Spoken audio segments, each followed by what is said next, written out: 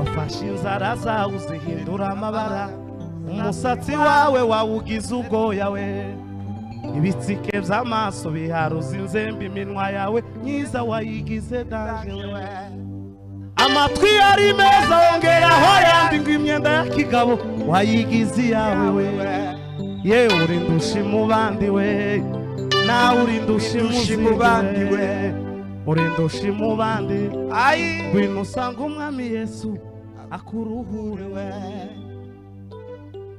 Biza kubabwira ngo nimuzane uburozi ngo aya y'uburozi n'ububi birizirwa ngo tukemere kumuroza abaho, mubureke ntacyo bumaze, tawe natunze urutoki, ubusambanyi ntibwemera mubureke, ubujura ntibwemera bureke, ubwicanyi ntibwe bureke.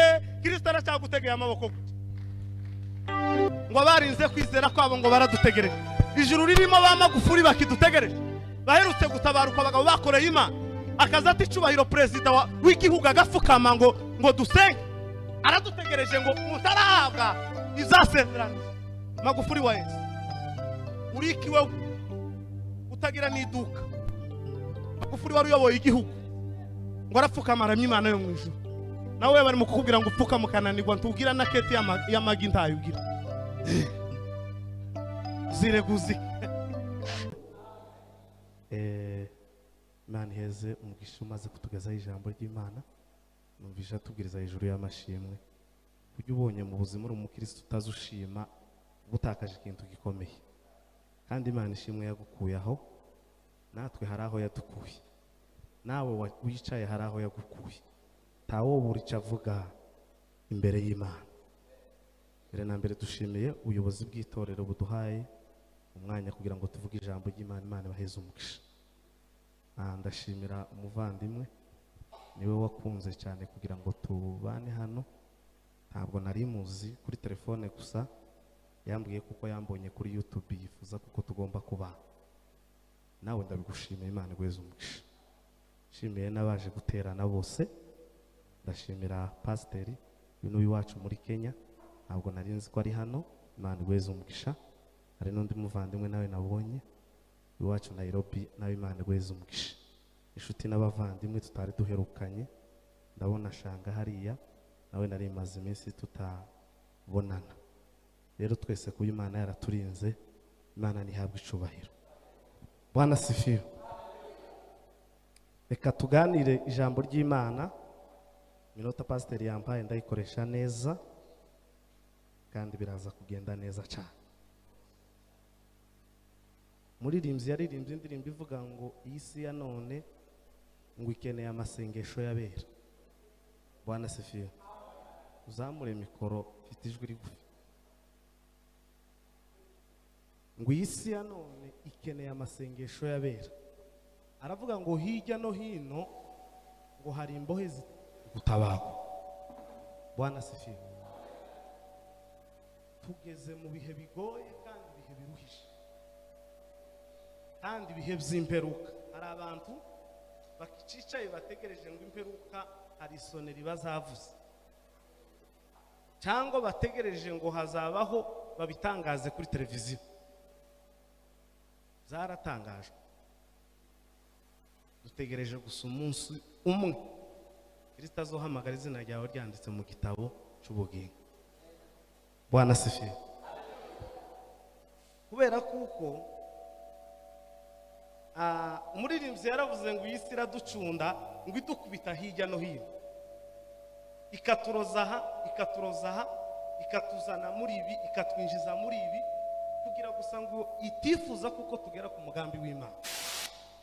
Bwana sifiwe.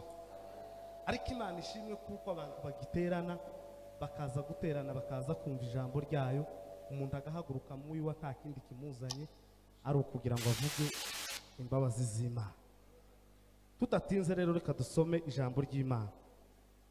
Urwandiko Pawulo yandikiye Timoteyo, ibice ni 4, umurongo wa 3.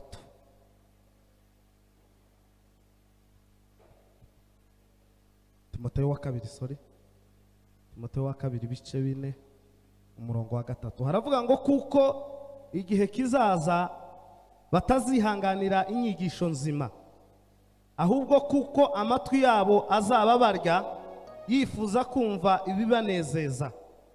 Bazigwiriza abigishwa bahuje n'irari ryabo, kandi bazaziba amatwi ngo batumva ukuri. Bazayoba bakurikize imigani y'ibinyoma. Amen. Sinzi niba abantu bose bahumvishije. Timoteyo wa kabiri ibice 4 umurongo wa 3. Ndahasubiramo. Aravuga ngo kuko igihe kizaza batazihanganira inyigisho nzima, ahubwo kuko amatwi yabo azaba barya yifuza kumva ibibanezeza. Bazigwiziriza abigishwa bahuje n'irari ryabo, kandi baziziba amatwi ngo batumva ukuri. Bazayoba bakurikiza imigani y'ibinyoma. Amen. Dusoreze mu Bakorinto. Bakorinto nabo ni aba kabiri igice ni cya 11 umurongo wa 13. Haravuga ngo bene abo ni intumwa z'ibinyoma, ni abakozi bariganya bigira nk'intumwa za Kirisitu. Kandi ibyo si igitangaza, kuko na Satani ubwe yihindura nk'amarayika w'umuco. Nuko rero ubwo bimeze bityo, tizaba igitangaza kugira ngo abakozi be nabo bigire k'abakozi bagabura ibyo, kugira ngo iherezo ryabo izahwanwa n'imirimo yabo. Amen. Mwene data kinandikira kugira ngo tuzoganire ijambo ry'Imana. Natekereje amagambo menshi, hazamo menshi, ariko umwuka aza kumpamiriza kuko tugomba kuganira kuri rino jambo. Ndaganira ijambo rivuga ngo nimbura umunyabwenge wite ku iherezo ryawe.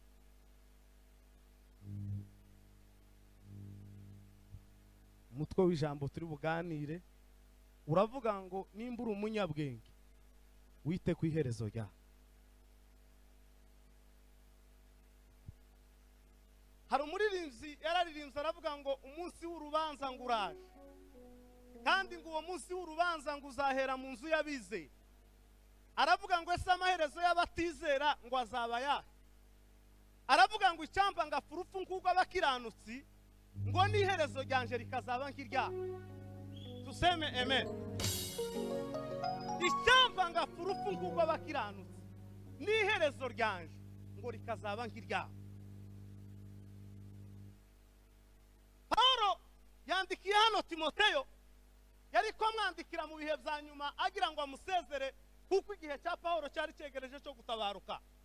Abwira Timoteyo no magambo, aramubwira ngo kuko mu bihe bizaza ngo igihe kizogera ngo ubwo abantu ngo batazihanganira inyigisho nzima. Tuseme amen. Igihe kizogera yawe Timoteyo ubwo abantu batazihanganira inyigisho nzima, ngo bazaba bifuza inyigisho ngo zihwanye n'irari ryabo. Ivyo bihe tubigezemo, abantu bari mu kuja guterana, yarebye afishe bashizeho ngo barebe umuvuga butumwa uri bubwirize. Yamubona kama avuga ngo uriya ngo tuzadukuza amaraso. Timwigeze mwipimisha habe n'umunsi n'umwe. Igihe cy'imperuka. Uriya ngo asavuga amagambo atazambana. Muye n'ikibazo rero jewe ndababwiye. Jewe ndi evangelist cy'Imana. Oya ngo turavuga ubutumwa ngo kugira ngo muduheze sadaka, ngo kugira ngo musongere mudutumire. Never. Kristo wampise mazonkoresha. Uyu pastor turabana muri Kenya. Nimbwiriza uko ntazambwiriza iwacu muri Kenya, mpezeze ijuru ntago ndi gukora.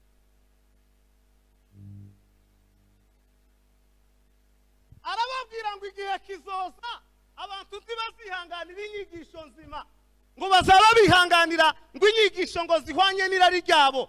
Bazaba bifuza ngo bababwire ngo babonye imigisha, ngo bujuje amazu, ngo barubatse, ngo baguza amamodoka, ariko imitima yabo itarera.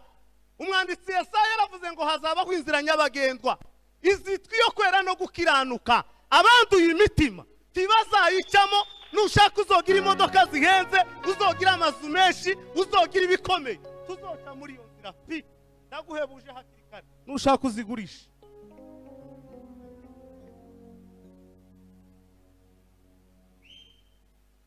Atukuza tuseme amen. Haleluya, haleluya sa.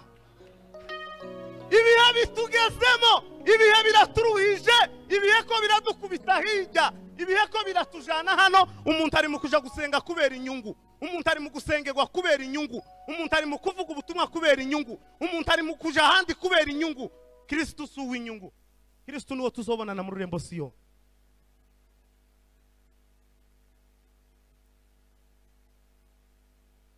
Bwana sifiwe sana. Umva we uvuga utinje ntasezerano mfite we, kandi yavuze ko nzakugira umutwe ntuzaba umurizo we. Umva we uvuga we utinje ntasezerano mfite we, kandi yavuze ko we nzakugira umutwe ntuzaba umurizo we.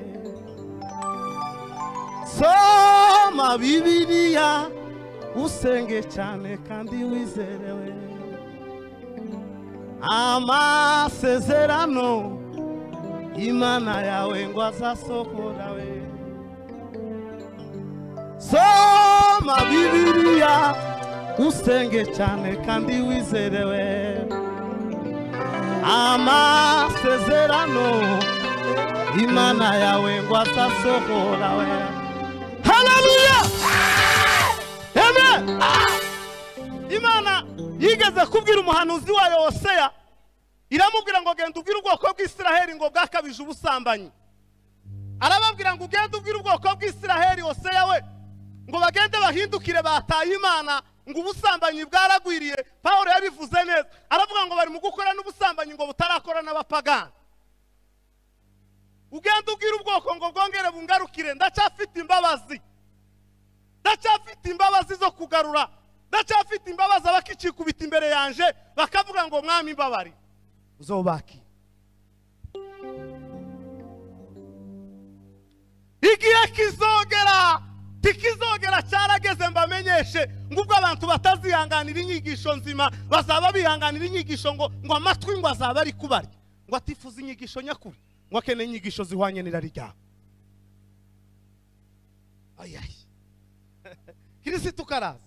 Bwana sifiwe. Muri rimwe yaravuze ngo nguri yaraje ngo mu shusho y'imfizi umwana w'intama. Tuseme amen. Umwanditsi yaranditse aravuga ngo igiti cyiza ngo tikiza kibasha kwera imbuto mbi, kandi ngo igiti kibinti cyo basha kwera imbuto nziza. Tibibaho avoka baza bayitera ikera avoka, umuneke uzuturuka mu gitoki, ikirayi baza bagitera ari umujango kikabikigo. Ariko abakristo biki gihe, abakristo biki gihe turabaramyi, turabapasteri, ariko hanze imirimo yacu, imirimo yacu si y'ubupasteri. Niko Pawulo yabwiye Tito musigazi Kerete, ngo ibintu bigera muri 38 uzatumye Pawulo asigaze Tito ikerete, ngo yaramubwiye ngo bavuga yuko bazi Imana, ngo ariko bayihakanisha ibyo bakora. N'abaririnzi ariko iyo basohotse s'abaririnzi, n'abapasteri ariko iyo basohotse lakini si waombezi, si waombezi. Tomere banda tomokate bana nabize po.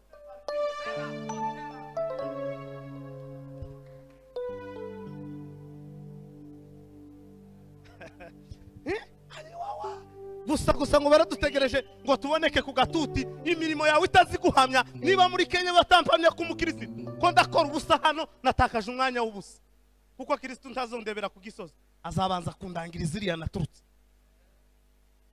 Iri nimwumva amakuru yanje iri inyuma ko nta makuru yanje, niba mwumva ko mfite amakuru mabi, refuti munkura muvuge kuko nebisha imitima. Uri mukuza ukazuza bamwe basize bagize gutya, abandi bagize mwabavyeyi muri mugucutsa abana ku meza abiri ngo ukunda ugira ubusirimu. Kristo karaza yaraguhaye ngo ubyare wonse ucutse umwana, muri mukubyara abana akaza umucunkiriza ku kwezi kumwe, umunsi w'urubanza ngo uraje uzahera mu nzu yabize.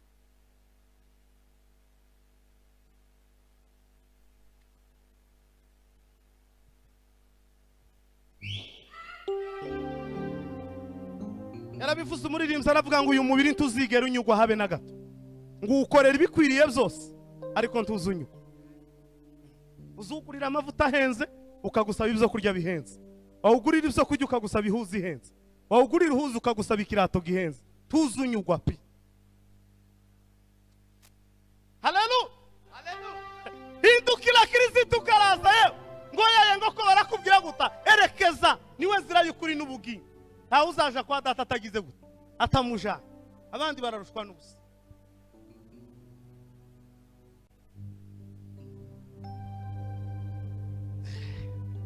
Yabivuze Pawulo abwira Abakorinto, arababwira ngo bene abo ngabo sintumwa, bene abo ngabo sintumwa, bigira intumwa ariko sintumwa, ni waombezi lakini si waombezi, ni watumishi lakini si watumishi, ni waimbaji lakini si waimbaji, basaba tubesha, bigira intumwa ariko sintumwa. Intumwa nyakuri zikora ibikwiriye, no hamya Kristo mu mwijima no kuzuba, no hamya Kristo igihe mbyuhishe n'igihe nshonje. Ariko intumwa ziri mu guhamya bamwe bakaza baje kuvuga ubutumwa kubera aho abantu batabaza, ukazuja kwamamaza Imana kubera kuko batakuza aho wakoze amakosa, ukazuja kuvuga ubuhamya kubera aho batakuza. Banza uheri wanyu bakumenye n'umwana uzobone gukurira kizana handi.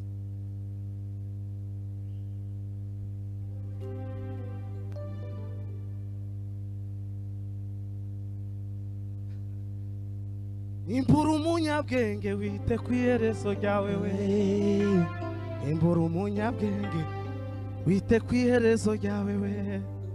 Mwonyemerera tugatanga haleluya, tuzamura ibiganza. Haleluya, haleluya, amen. Bela sotela glory for them. Ako karibu kufika Mwenyezi Mungu. Umuririmbyi yaravuze ngo mbega amasina yanje yaranditswe muri ico gitabo cy'ubugi, ngo hari haraho no bana ragucumuyeho mwa wirengagiza ariko izina ryanje ryandike mu gitabo cy'ubugi. Hari amasina tuzohamagagwa tibazohamagara ngo guyereka mu rurembo Siyo, hari rindi zina ryanditswe ritazwe n'abasinzira bashangazi bazotegereza guyereka abahebe. Hari rindi zina Kristo azompamaga ryanditse mu gitabo cy'ubugi.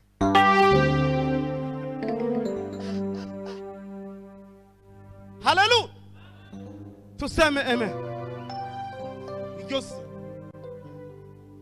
Ijosi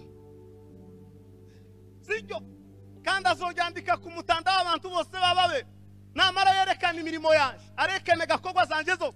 Bibiliya ivuga ngo ibyo wakoreye mu mwijima bizerekanwa, ngo ibyo wavuze wongorerana ngo bizovugwa ku ijwi rirenga, ngo ibyo wakoze wihisha hariho kamera y'Imana izirangiza aho twe tutabona. Urabizi neza, uzi ko kamera izigeraho pasiteri wawe atagera wa muririmbyi we.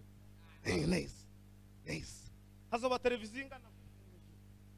Sekretari w'amatorero Yohana yasoma imirimo y'umuntu wese, guyereka William yabaga muri Kenya imirimo yiwe ni nuko niba naragiye mbesha abantu, niba naragiye ndoga abantu, niba naragiye gute abyerekana. Tuzabare yaravuze Yesaya aravuga ngo erega ni wowe data wa twese, ngo nubwo Abraham atatuzi, Isiraheli ngo ntitwemere, wowe Mana ngo uratuzi, wowe Baba uratuzi. Yaravuze ngo yohunikira gato twopfa tugashira, niwe murinzi w'ubuzima bwawe, kumenyeshe ko navya bindi uzukora ugira ngo ntibakuza hari umugabo ubizi. Ayayi Yesu utazofata ruswa ngo abantu baje mu ijuru pi, uzoyimuhera he? Azokubwira gusa ngo erekana imirimo yawe. Umwanditsi w'Amatayo yaravuze ngo azokubwira ngo sinkuzi ngo sinigeze no kukumenya, ngo nimumve imbere mwabivume. Mana naje narasenga wakubwira ngo sinkuzi ngo sinigeze no kukumenya.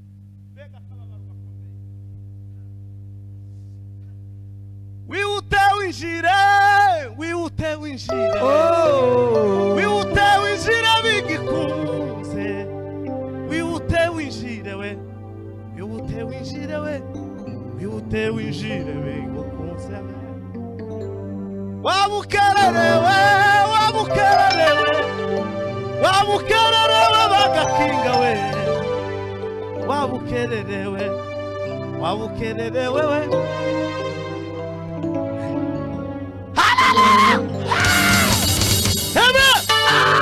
Kuta siku za mwisho zinakaribia, siku za mwisho zinakaribia. Umwanditsi Yesaya yarabivuze ngo bazitangwa ikibi kibi bacite ngo ni cyiza, ngo umwijima bazawuhindura ngo umuco bawuhindura umwijima.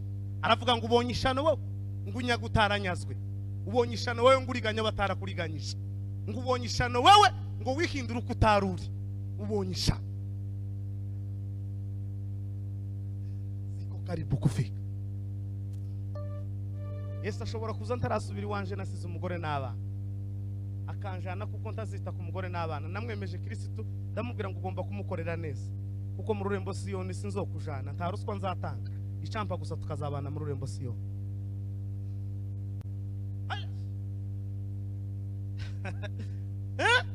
Uzodekarara uyu nguyu usanga nuko mwari muyoboranye umushumba, oya azokubwira ngo kit buri wese n'imirimo ye, buri wese n'imirimo ye, buri wese n'ibikorwa bye, buri wese n'akazi ke, buri wese nuko yakoreye Imana yiwe.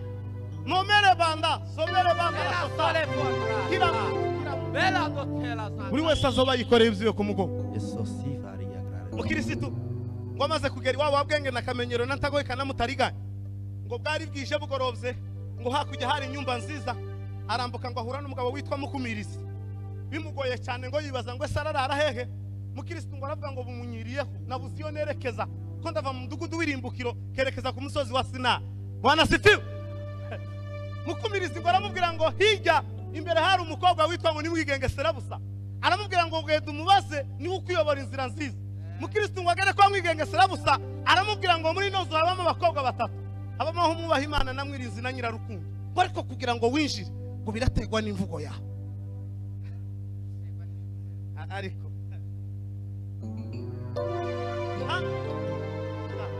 midime lofe kugira ngo winjire Mukirisitu we ngo birategwa n'imvugo yawe.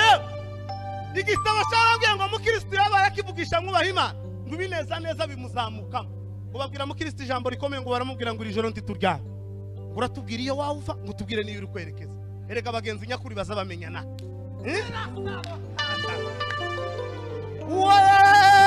Yesu namenye yadutiye byose namuhaye.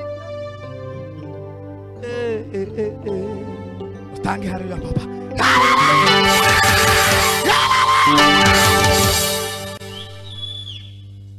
Atukuze reka nze nsoze. Bamwe bari mu kubihigwa kubera ijambo ry'Imana. Tupa nzambi yewe, tupa nzambi. Ubusambanyi buvemo, uburozi bureke, ubwicanyi bureke, Kristo karaza.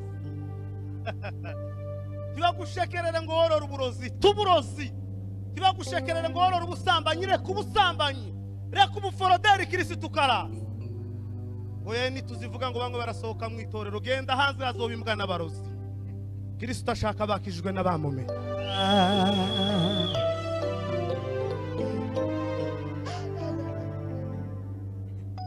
Bibiliya itubwira pasite ngo bazotubaza twebwe twahagaze ku gatutu, izotubaza amagambo twavuze. Siza kubabwira ngo nimuzane uburozi ngo aya uburozi n'ububi. Bibiliya ivuga ngo tukemere ku murozi abaho, mubureke ntacyo bumaze. Tawe natunze urutoki, ubusambanyi ntibwemera mubureke, ubujura ntibwemera bureke, ubwicanyi ntibwe bureke. Kristo aracyagutegeye amaboko. Bwira mugenzi wawe ngo ihane Kristo karaza. Iri joro ashobora kuba yaje tukazamuka. Atukuze mkombose wananezerewe cyane. Ntabwo nzi iminsi wenza zamara ku isi, ntabwo nzi iminsi nzigaje kumeka, ariko nibari nyinshi ntizapfa ubusa we, kandi nibari mikeya ntizapfa ubusa we. Iminsi yaje mana, koresha igihe cyawe gikoresha mu kuri kuvuga Kristo ku mwana. Tushauti haleluya.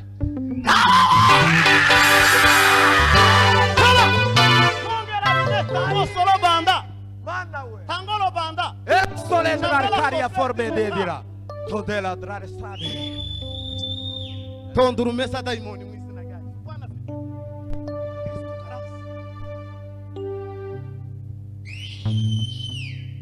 Oh lombeta naere mu buto bwanje nirukinyuma y'ibisi ari kwirasize. nabajije abambutawe uko nakwiruka inyuma y'imisindizi negereye n'abakambwe ngo bangire inama isumba izindi mu buzima. Je n'ai jamais trouvé la réponse que je veux. Je n'ai jamais trouvé la réponse.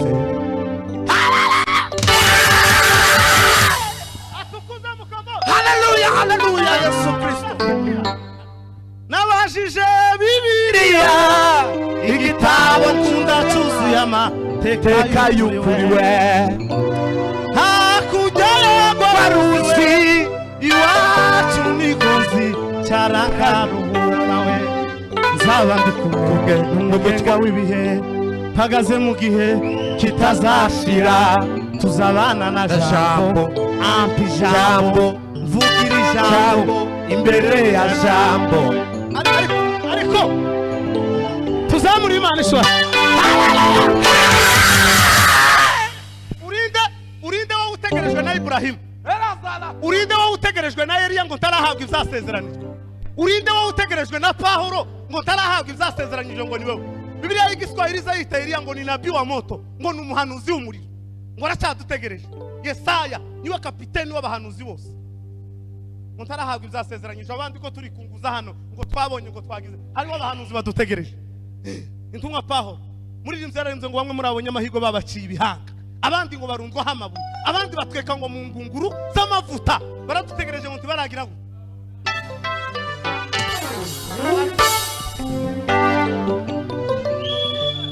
bakundwa turabana b'Imana kandi kuko tuzaza ikuyerekanwa bene data bizagora kuri hafi. Mwibuke ibyabaye kuba kera umuri yatangije umurimo ninayiza usohoza. Bifuza kuzagerayo zaririmbana n'abera indirimbo zo kunesha.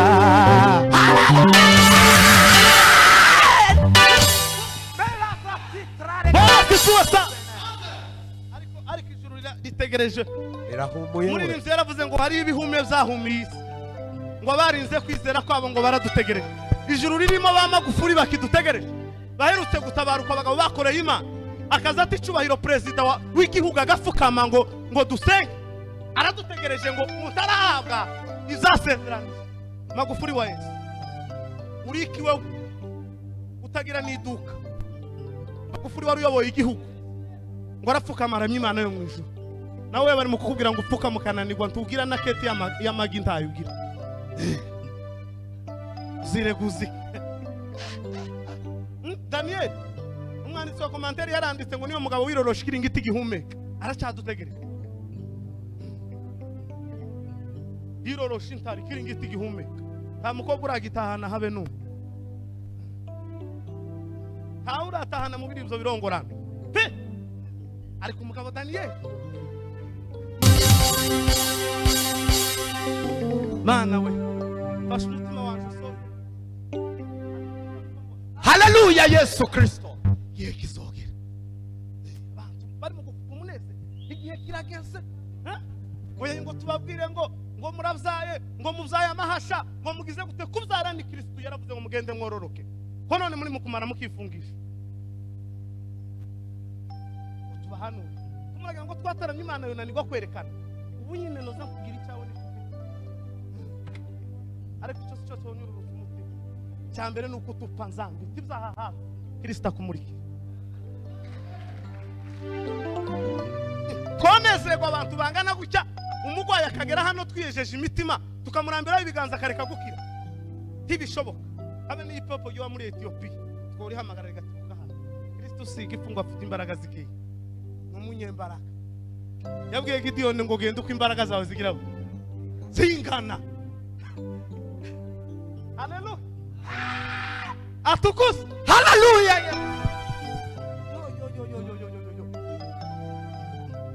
Gira bwira mugenzi wawe ngo Kristo karaza. Ukore neza, ukore nabi, Kristo karaza. Ubu mukene umenye kuvuga cyangwa tubimenye Kristo karaza. Icyo cyo ngikumenyesha. Ube muri Amerika cyangwa ube muri East Africa, Kristo ari ku rurembo Siyo. Karakoma. Uvuza mauti na zambiwe, Yesu arizishinda we. Yaramanya kuyo kubyari byarigize ngo mukuri twe arabirangiza. Atakuze mukobwa. Hallelujah. Exos. Hallelujah. Niko yeme abantu bararambiwe ijambo. Imitima yabo yabaye akihebwe bararambiwe ijambo. Umuntu ari mu guhaguruka bakagononwa imitima akazarambirwa nuko bavuga ngo yemena. Murambiwe. Urarambirwa ijambo ry'Imana numara uzumvikiye. Urarambirwa ijambo ry'Imana numara uzotunga iki mu mutima wawe. Igihe ko kiratwegereza zino Bibiliya bazozidukuraho. Izi ngizi Bibiliya zivuga ngo umuntu azotungwa n'amagambo yagize yumvishije. Abandi barakubiswe. Uzintu nk'urupfu zapfuye ba Tomaso bari ko bagwa hariya hirya mu Buhinde. Ngo bari ko bamucomeka umuriro w'amashanyarazi ngo bakamubwira ngo ihakana Imana. Ngo arinda cikana atari ihakana Imana. Nubaho yapfiriye baracyahitirira pure ya Toma. Bamataye baguye hano hirya muri Ethiopia. Belia dote tari azari. Bibiliya yarambwiye ngo Bartolomayo bishe umugore wiwe n'abakobwa be babiri. Barabashinja imbere ya Bartolomayo bamubwira ngo niyihakana Imana. Aranga ngo ashisuguruhu ngo amara iminsi 3 mu gisamba ataracikana ngo arinda acikana atari ihakana Imana. Bakaza bakurubana ngo umurambo wiwe mu mucanga. Bartolomayo ihakana Imana ngo yari. Bartolomayo ihakana Imana. Ariko bamwe nyine no kugukanga gusa mu ijoro ugata Bibiliya hasi. Bartolomayo akabagwa uruhuwe. Icyanya akamanirwa we. Abandi ba Yohana bari ko bamuteka mu ngunguru y'amavuta, bari ko bamugira za chipusi. Firiti arakarangwa neza mu ngunguru y'amavuta. Naho wewe nguradangara.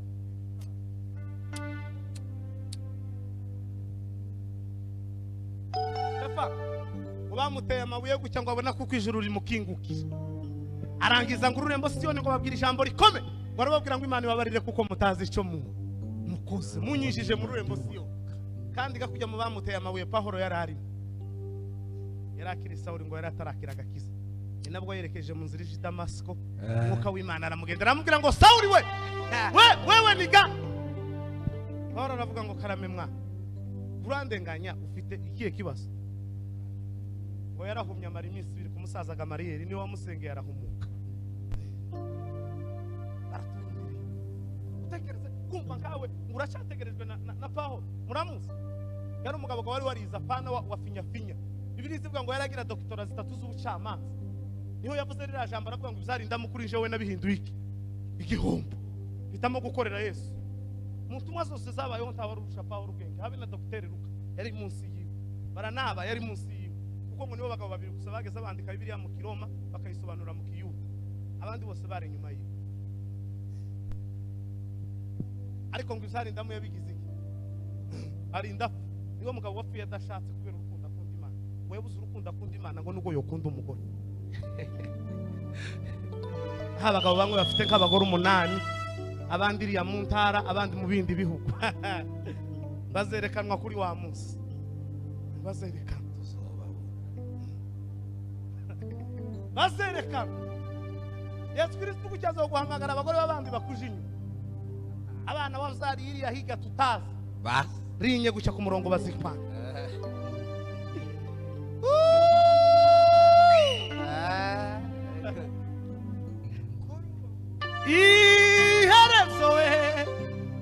Iherezo kazose iraje. Wafashe inzara zawe uzihindura amabara. Umusatsi wawe wawugize ubwoya we. Ibitsike by'amaso biharuza inzembe iminwa yawe myiza wayigize danje we. Amatwi yari meza wongeraho yandi ngo imyenda ya kigabo wayigize yawe we. Yewe urindusha mu bandi we. Nawe urindusha mu bandi we. urenda ushima ubandi Ai. ngwino usanga umwami Yesu akuruhure we.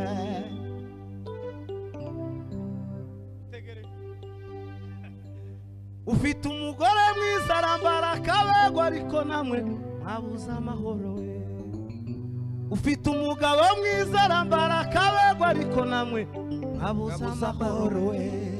Irukira mu bapfumu gushaka amahoro nabo barayabuze we. Urinda ushima ubandi we, Yewe urinda ushima uzindi we. Garuka Yesu aravuga asesha tuzi gucuranga umukunga ucurange buke nsozega iminota yanjye ndabasigaye duke pasi ndebere urenza n'icyaha kandi twabivuganye na Bwana sifiwe.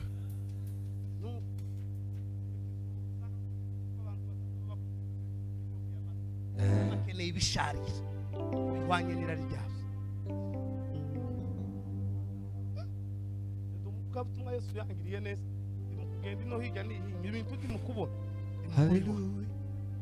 imukubibona nuko mfite igiterane Bujumbura ko ndaje. Yesu yantunzeho itorosha arambwira ngo vuga ubutumwa. Abe ni kanisa ritonyakira no hagarara muri Nyabugogo. Kabwira abantu ngo nimwihane Kristo karaza. Gahaguruka mu modoka ngiyemo kabwira abantu ngo nimwihane. Yehane Yesu. Nimwihane. Kize nuri indege ngo nuri indege ndababwira mu ndege ndababwira ngo iyi ndege yo tujana nti tunahuruke nimwihane. Kristo karaza. Kristo ndiyo kanga ngo nuko wagendeye mu ndege. Oya ye. Abe niyo yo bari yawe ndaza yireberaho. Kristo ndaza kangwa nizu y'amakaro ryamyemo. Ndaza kangwa nave witi wacometse oya. Kuragira ngo iyo modoka izokuburanira se. Pi. Kristo azakangwa n'umutima wejejwe. Uyo mutima wejejwe gute uzubwira Kristo ngo kora iki ngika akagikora. Ariko ndi wo mukanga ngo nuko nabonye abantu kwa umugore umwe kwamambwira ngo nibwo bwa mbere kuja mu ndege. Ntacyo bivuze kuri Yesu. Ubushake buwe n'ubwanyu. Igikomeye kuri Yesu nuko umutima wawe wezwe.